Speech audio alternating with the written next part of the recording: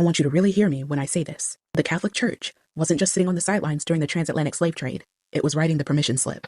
When I first started reading these papal bulls, I had to stop. Because they're not vague, they're not coded. They literally told Portugal, go, enslave, conquer. Non-Christians were fair game. That's the church in the 1400s, greenlighting slavery on an industrial scale. And people want to act like it was just the kings and the merchants who did this. Like the church was reluctantly dragged along. No, the church gave it moral cover.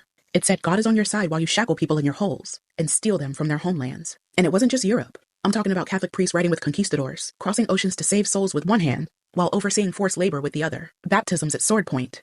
Encomienda systems that worked people to death, but called it civilizing them. Thing is, it was profitable. That's what people forgot. Those massive cathedrals in Latin America, the seminaries and monasteries in Brazil, built on enslaved labor. The church collected tithes from the plantation, blessed the trade routes, and baptized the slave ships. So when I see photos of those grand altars all gold and marble, I think, who paid for this? Like, not with money. With their lives. With their stolen children. Sure, there were priests who spoke out.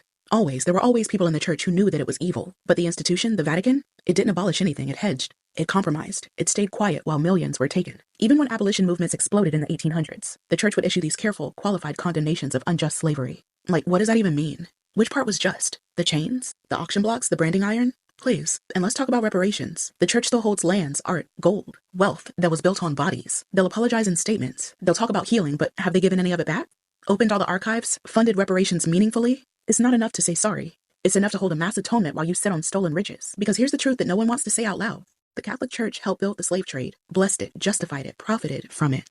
You can't talk about faith, morality, salvation without talking about the chains that they helped forge. If you're going to talk about the church's history, you better talk about all of it.